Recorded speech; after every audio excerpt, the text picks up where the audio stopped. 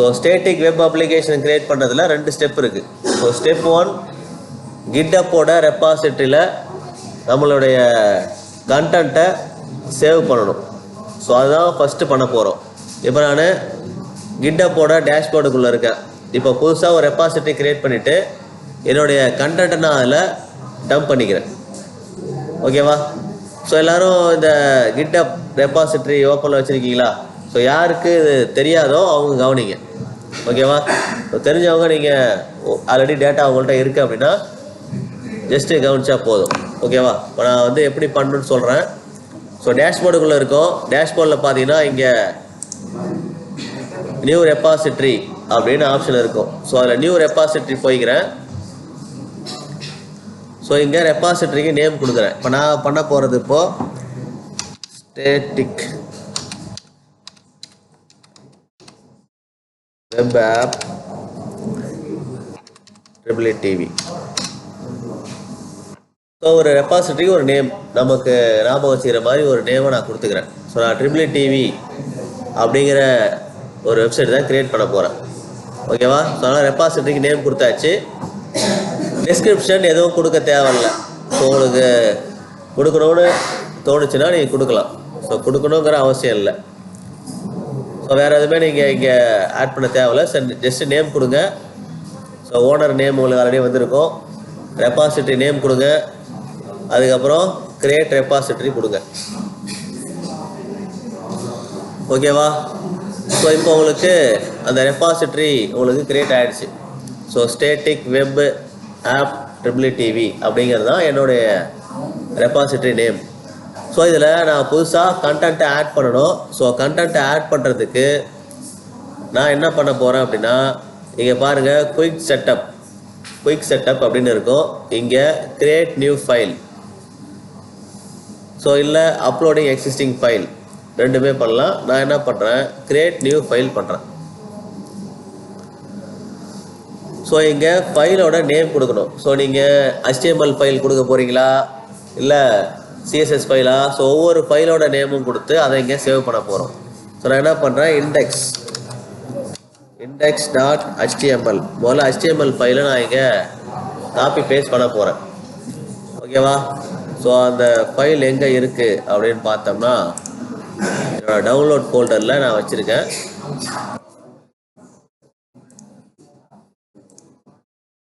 So HTML content என்கிட்ட இருக்குது. நான் அதை என்ன பண்ணிக்கிறேன், காப்பி பண்ணிக்கிறேன். காப்பி பண்ணி இங்கே பேஸ்ட் பண்ணிக்கிறேன். ஓகேவா? ஸோ நான் அது HTML ஒரு ஸ்பெல்லிங் தப்பாக பண்ணிட்டேன். ஸோ index.html அப்படிங்கிற நேமில் நான் இதை சேவ் பண்ணிக்கிறேன். ஸோ இங்கே ஃபைனலாக கமிட் சேஞ்சஸ் கொடுத்துட்டு மறுபடியும் திரும்ப கமிட் சேஞ்சஸ். ஸோ இப்போ எனக்கு index.html கிரியேட் ஆகிடுச்சு. ஸோ நான் அடுத்து என்ன பண்ணுறேன், கிரியேட் நியூ ஃபைல். ஸோ இல்லை அப்லோட் ஃபைல். ஸோ நான் இப்போது அப்லோட் ஃபைல் கொடுக்குறேன். ரெண்டுமே பண்ணலாம். ஸோ கிரியேட் ஃபைல் இல்லை அப்லோட் ஃபைல். ஸோ என்கிட்ட CSS ஃபைல் இருக்குது, நான் அதை அப்லோட் பண்ணுறேன். ஓகேவா? ஸோ CSS ஃபைல் எனக்கு அப்லோட் ஆகிடுச்சு. நான் கமிட் சேஞ்சஸ் கொடுத்துக்கிறேன். இப்போ எனக்கு index file style CSS file ரெண்டுமே ஆட் பண்ணிட்டேன். ஸோ மறுபடியும் என்ன பண்ணுறேன், அடுத்த ஃபைல் நான் இங்கே ஆட் பண்ணுறேன். ஸோ மறுபடியும் ஆட் ஃபைல் போகிறேன். காப்பி பேஸ்ட் பண்ணுறதுக்கு பதிலாக நான் அப்லோடே பண்ணிக்கிறேன். எனக்கு அதுதான் ஈஸி. ஸோ அப்லோட் ஃபைல் போய்க்கிறேன். ஜாவாஸ்கிரிப்ட் ஃபைல் தனியாக வச்சுருக்கேன். ஸோ அதையும் நான் அப்லோட் பண்ணிக்கிறேன். ஸோ ஃபைனலாக கீழே commit changes.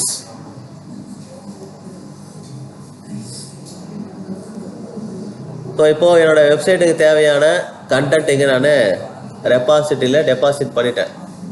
So repository name already நிறைய ரெப்பாசிட்டரி இருக்கேன்ட்ட, அதில் இந்த நேமை நான் கரெக்டாக ஞாபகம் வச்சுக்கணும். ஸோ இதுதான் நான் சூஸ் பண்ணணும். ஸோ இது வரைக்கும் எப்படி GitHubல நம்மளோட டேட்டாவை ஸ்டோர் பண்ணுறதுன்னு பார்த்தாச்சு. ஸோ இப்போ என்ன பண்ணணும், ஸ்டெப் 1 கம்ப்ளீட் ஆகிடுச்சு. ஸ்டெப் 2 நம்மளோட அஷூர் போர்ட்டலுக்கு வரணும். ஸோ அஷூர் போர்ட்டலுக்கு வந்ததும் இங்கே என்ன பண்ண போகிறோம், ஸ்டேட்டிக் வெப்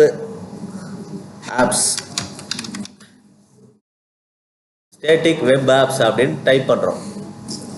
ஸோ டைப் பண்ணிங்கன்னா உங்களுக்கு இந்த மாதிரி ஸ்டேட்டிக் வெப் ஆப்ஸ்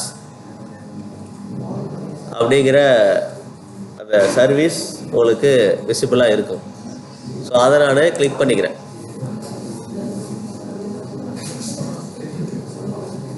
ஸோ இங்கே வந்தீங்கன்னா உங்களுக்கு எதுவுமே இல்லை. நான் ஆல்ரெடி ஒன்று க்ரியேட் பண்ண டெலிட் பண்ணிட்டேன். ஸோ இப்போ என்கிட்ட எந்த வெப் ஆப்பும் இல்லை. க்ரியேட் கொடுக்குறேன். இப்போ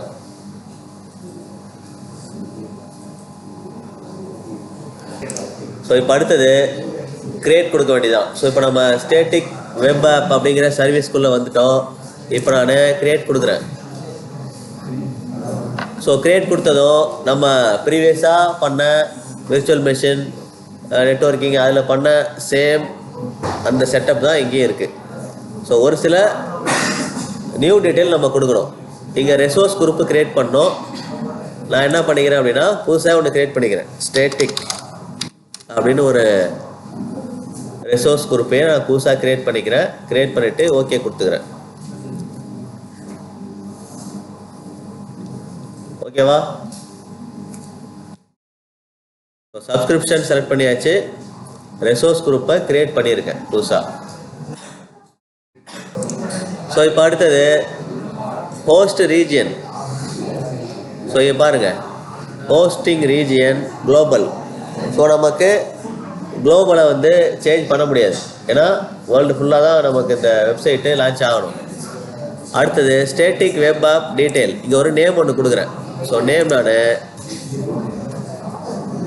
ஸ்டேட்டிக் வெப் அப்ளிகேஷனுக்கு ஒரு நேம், நார்மலாக ஒரு விர்ச்சுவல் மெஷின் கிரியேட் பண்ணால் நேம் கொடுக்குற மாதிரி இங்கேயும் ஒரு நேமை டைப் பண்ணிக்கணும்.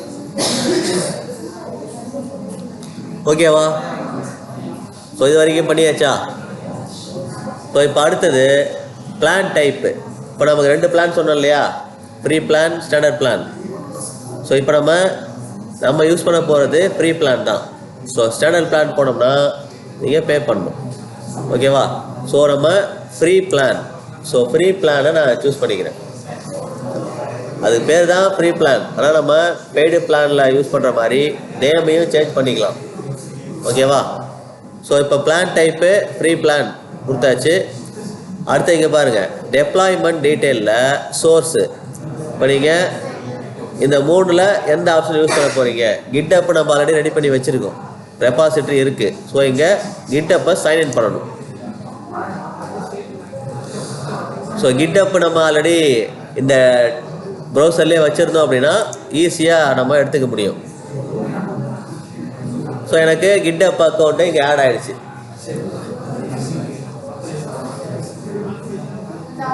ஸோ இப்போ அடுத்தது ஆர்கனைசேஷன். ஸோ ஆர்கனைசேஷனில் உங்கள் அக்கௌண்ட் நேம் தான் காட்டும். உங்கள் அக்கௌண்ட் நேமை செலக்ட் பண்ணுங்கள். ஸோ இப்போ தான் முக்கியமான பார்ட்டு ரெபாசிட்ரி. ஸோ ரெபாசிட்ரியில் நீங்கள் இப்போ எதை யூஸ் பண்ண போகிறீங்க? என்கிட்ட 4-5 இருக்குது. நான் அதில் static web app TTTV so அப்படிங்கிற ரெபாசிட்ரி தான் இப்போ க்ரியேட் பண்ணது. ஸோ அதை செலக்ட் பண்ணிக்கிறேன். ஸோ இப்போது டீட்டெயில் நம்ம ஃபில் பண்ணிட்டோம். அடுத்தது பில்டு. ஸோ பில்டில் பார்த்தீங்கன்னா பில்டு ப்ரீசெட் கஸ்டம் டிடெக்டட் அதுதான் வந்திருக்கும். உங்களுக்கும் வந்திருக்கா? ஸோ அதை அப்படியே விட்டுருங்க. ஆப் லொக்கேஷன் எதுவும் நீங்கள் கொடுக்க தேவையில்ல. ஏபிஐ லொக்கேஷனும் கொடுக்க தேவையில்ல. அவுட்புட் லொக்கேஷனும் கொடுக்க தேவையில்ல. ஸோ எல்லாமே இருக்கிறத அப்படியே கண்டினியூ பண்ணிக்க வேண்டியதான். ஸோ அடுத்தது ஒர்க் ஃப்ளோ கான்ஃபிகரேஷன். இங்கே ப்ரீவியூ ஒர்க் ஃப்ளோ ஃபைல் அப்படின்னு இருக்கும். அதை கிளிக் பண்ணி ப்ரீவியூ பார்த்துருங்க.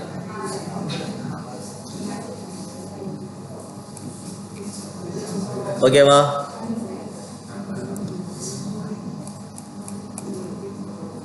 ஓகேவா? ஸோ ப்ரீவியூ வருதான்னு பாரு. ஸோ கரெக்டாக நான் பண்ணியிருந்தோம்னா ப்ரீவியூ ஒர்க் ஃப்ளோ ஃபைலை கிளிக் பண்ணி இங்கே இருக்கு இல்லையா, preview work flow file.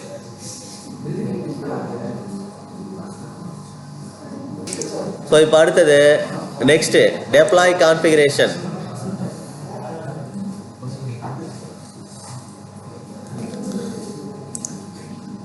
So இங்கே நீங்கள் எதெல்லாம் கொடுக்கலாம். நான் ஃபர்ஸ்ட் என்ன பண்ணுறேன், டெப்ளாய்மெண்ட் ஆத்தரைசேஷன் பாலிசியில் கிட்டப் கொடுக்குறேன். ஓகேவா? அடுத்தது நெக்ஸ்ட்டு. இப்போ நெக்ஸ்ட்டு போனீங்கன்னா இங்கே தான் முக்கியமான பார்ட் இருக்குது. நம்ம கொடுக்குற இந்த ரீஜியன் சரியான ரீஜனை நம்ம சூஸ் பண்ணணும். இங்கே நீங்கள் சூஸ் பண்ண வேண்டியது ஈஸ்ட் ஏஷியா, சென்ட்ரல் யூஎஸ். நீங்கள் சூஸ் பண்ணிங்கன்னா எரர் வரும். ஓகேவா? அதனால் ஈஸ்ட் ஏஷியாவை நான் சூஸ் பண்ணிக்கிறேன். ஓகேவா? ஸோ இப்போ அடுத்தது டேகு. ஸோ டேக் போகிறோம். ஸோ டேகில் கிரியேட்டட் பை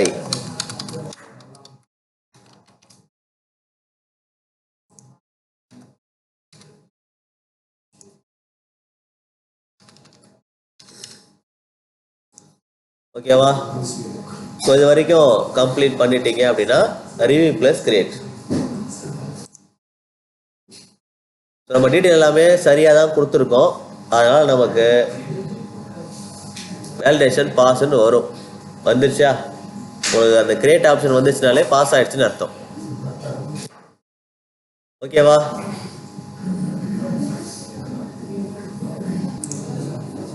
கிரியேட் கொடுத்துடலாம். ஓகேவா? உங்களுக்கு சரியாக எரர் இல்லாமல் வந்துருச்சுன்னா கிரியேட் கொடுங்க.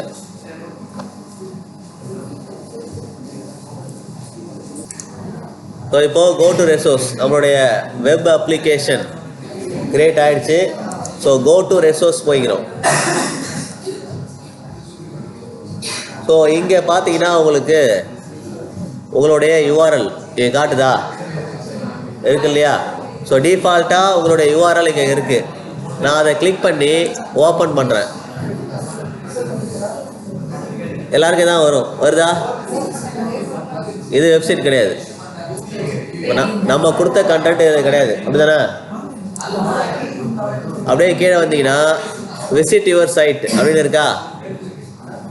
கீழே ஸ்க்ரோல் பண்ணுங்க. ஸ்க்ரோல் பண்ணி கீழே வந்தா விசிட் யுவர் சைட் அதை கிளிக் பண்ணு.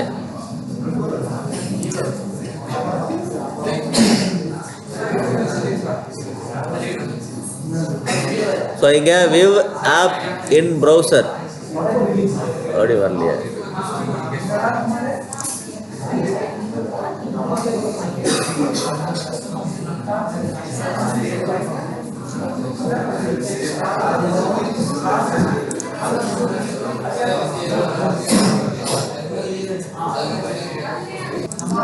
ஸோ என்ன பண்ணுங்க, ஸ்க்ரோல் பண்ணுங்க. ஸ்க்ரோல் பண்ணீங்கன்னா ஆட் கஸ்டம் டொமைன் இருக்கும். Add custom domain. So add custom domain கொடுங்க. இப்போ நமக்கு பாருங்கள் ப்ரிப்பேர் ஃபார் ப்ரொடெக்ஷன். இப்போது நமக்கு 3 கஸ்டம் டொமைன் நம்ம அப்ளை பண்ணிக்கலாம். நான் என்ன பண்ணுறேன், ஆட் கஸ்டம் டொமைன் போயிட்டு ஸோ இங்கே என்ன பண்ணுறேன், ஏற்கனவே நமக்கு கொடுத்தது இங்கே இருக்குது. ஸோ அவங்க கொடுத்தது நான் என்ன பண்ணுறேன் அப்படின்னா, இங்கே பாருங்கள் custom domain on Azure DNS. So 3 option இருக்குது உங்களுக்கு டொமைனை நீங்கள் சூஸ் பண்ணுறதுக்கு.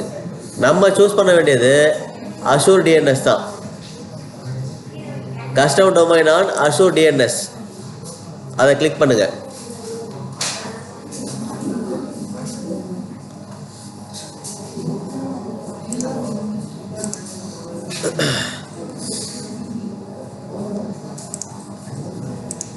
ஸோ இதில் ஏதாவது அவுட்புட் உங்களுக்கு செலக்ட் பண்ணுற மாதிரி ஆப்ஷன் வருதா? எதுவும் வரல. ஸோ என்ன பண்ணுறேன், இதை வந்து க்ளோஸ் பண்ணிடுறேன்.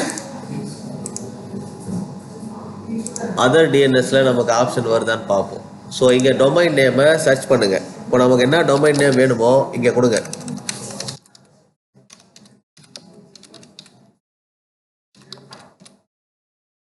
ஸோ உங்களுக்கு டொமைன் நேம் என்ன வேணுமோ அதை இங்கே டைப் பண்ணிக்கும்.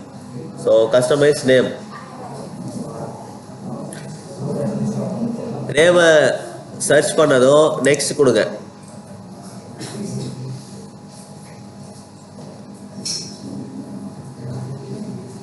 அதுக்கு அடுத்தது ஜென்ரேட் கோடு கொடுங்க.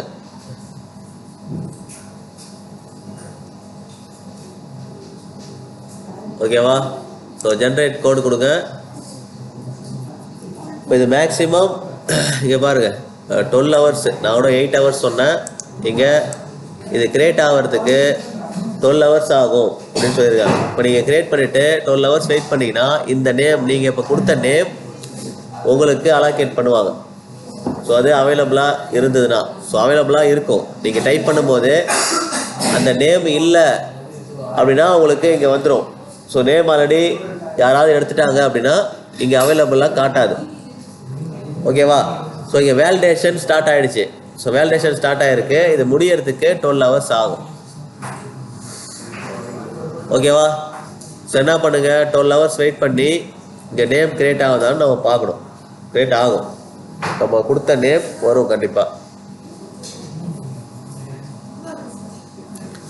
இப்போ கொடுத்துட்டு க்ளோஸ் பண்ணிடலாம்.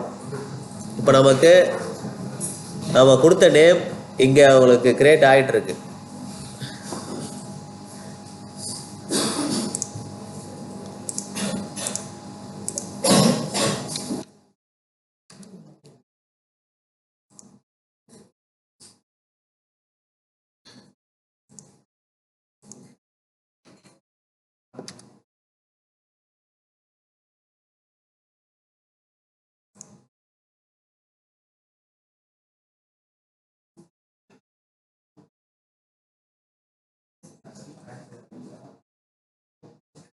நான் ஹோஸ்டிங் பிளானை பற்றி சொல்கிறேன்னு சொல்லியிருந்தேன். இங்கே பாருங்கள், லெஃப்ட் சைட் நேவிகேஷன் பிளானில் செட்டிங்ஸில் சைடில் வந்தீங்கன்னா ஹோஸ்டிங் பிளான் அப்படின்னு இருக்கும்.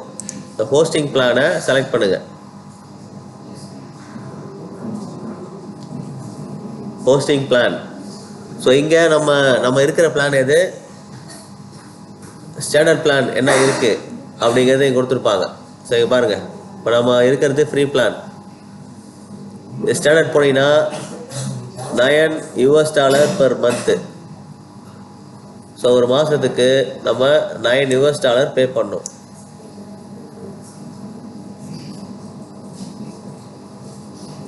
அதுக்கு அடுத்தது bandwidth. So 100 GB per subscription. இங்கே அதே சேம் 100 GB per subscription.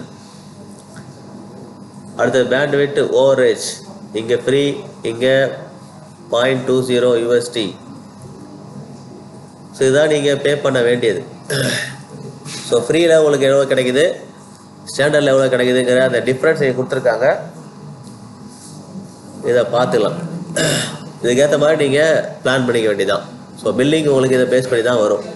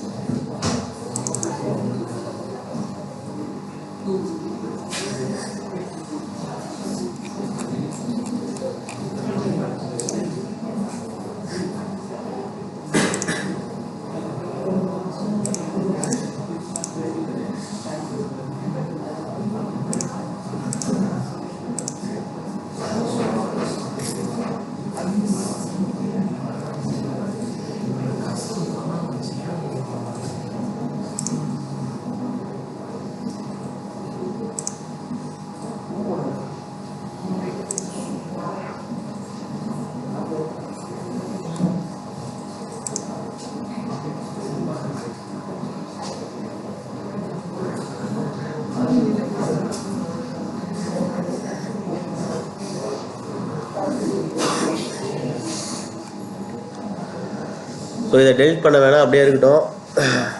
நம்மளுடைய கண்டென்ட் வரணும். ஸோ வர வரைக்கும் வந்து வெயிட் பண்ணணும்.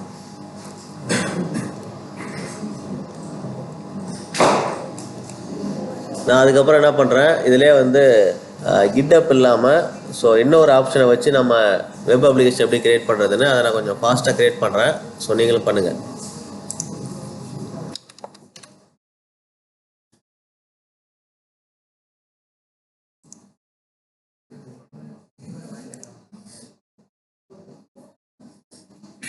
என்கிட்ட ஒன்று ரன் ஆகிட்டு இருக்கு. ஸோ இதை வந்து டெலிட் பண்ண வேணாம். ஸோ 12 hours வெயிட் பண்ணு. நீங்கள் கொடுத்த கஸ்டமைஸ்டு நேம் உங்களுக்கு வரும். ஓகேவா? இதை மட்டும் டெலிட் பண்ண வேணாம். 12 hours வரையும் வெயிட் பண்ணுங்கள். நாளைக்கு வரையும் வெயிட் பண்ணுங்கள். ஓகேவா? ஸோ நாளைக்கு காலையில் இதை வந்து டெலிட் பண்ணிக்கோ. இல்லை 12 hours ஆகிடுச்சுன்னா அப்புறம் டெலிட் பண்ணிக்கலாம். ஸோ நான் இப்போ மறுபடியும் இன்னொரு ஸ்டேட்டிக் வெப் ஆப் க்ரியேட் பண்ணுறேன், கொஞ்சம் ஃபாஸ்ட்டாக.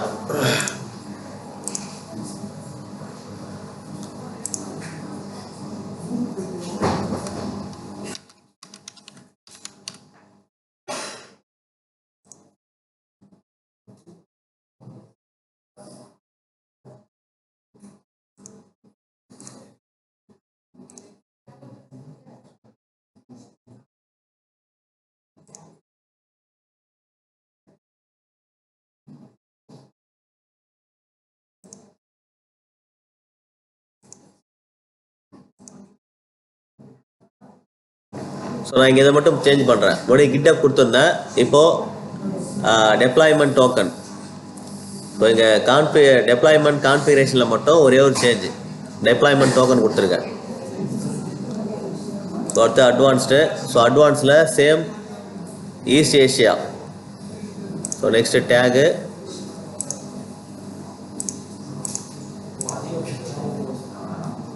So review plus create.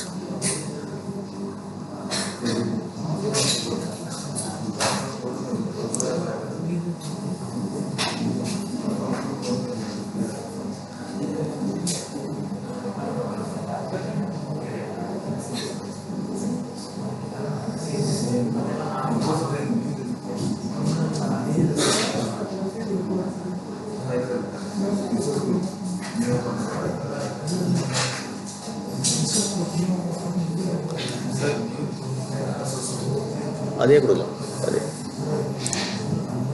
So same resource group, same content கொடுக்காதீங்க, அதுக்கு பதிலாக வேறு கண்டென்ட் கொடுத்துருக்கேன் நான்.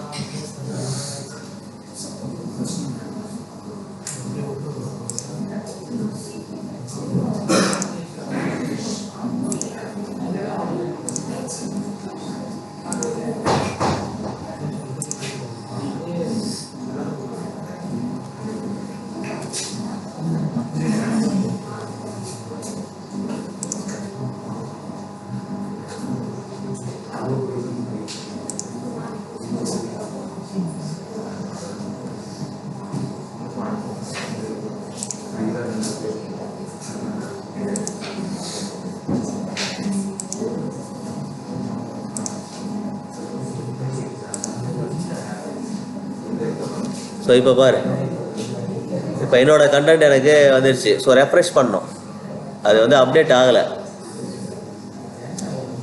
இப்போ கண்டென்ட் என்ன பண்ணுங்க, இப்போ பண்ணது. ஸோ ரெஃப்ரெஷ் கொடுங்க. நீங்கள் ரெஃப்ரெஷ் கொடுத்துட்டு அதுக்கப்புறம் விவ் ஆப் இன் ப்ரௌசர் கொடுங்க.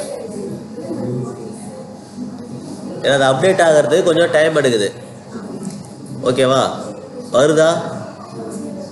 கொஞ்சம் வெயிட் பண்ணி பாருங்கள் இந்த மாதிரி. ஸோ இன்னொரு அக்கௌண்ட் நான் ஓப்பன் பண்ணுறேன். ஸோ இதில் எனக்கு பார்த்தீங்கன்னா ரெடின்னு வந்துருச்சு. ஸோ இங்கே நீங்கள் விசிட் யுவர் வெப்சைட் அப்படின்னு கொடுத்தீங்கன்னா உங்கள் வெப்சைட் வந்துடும். ஸோ உங்களுக்கு டெப்ளாய்மெண்ட்டு கம்ப்ளீட் ஆகிடுச்சான்னு பார்க்குறதுக்கு என் டெப்ளாய்மெண்ட் ஹிஸ்டரியில் போய் பாருங்கள். ஸோ ஒர்க் ஃப்ளோ எனக்கு சக்சீடுன்னு வந்திருக்கு. ஸோ ரெண்டாவது அக்கௌண்ட்டில், ஸோ ஃபஸ்ட் அக்கௌண்ட்டில் எரர் வந்தது. ஸோ ரெண்டாவது அக்கௌண்ட்டில் எனக்கு சரியாக வந்துருச்சு. ஸோ அது மாதிரி இங்கே ரெடின்னு இருந்தால் தான் உங்களுக்கு கம்ப்ளீட் ஆகிருக்குங்கிறத தெரிஞ்சுக்கலாம்.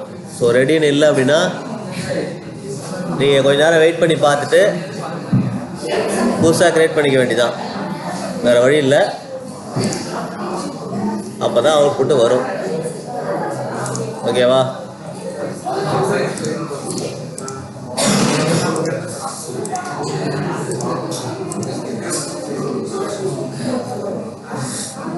ஸோ அடுத்தது போகலாமா?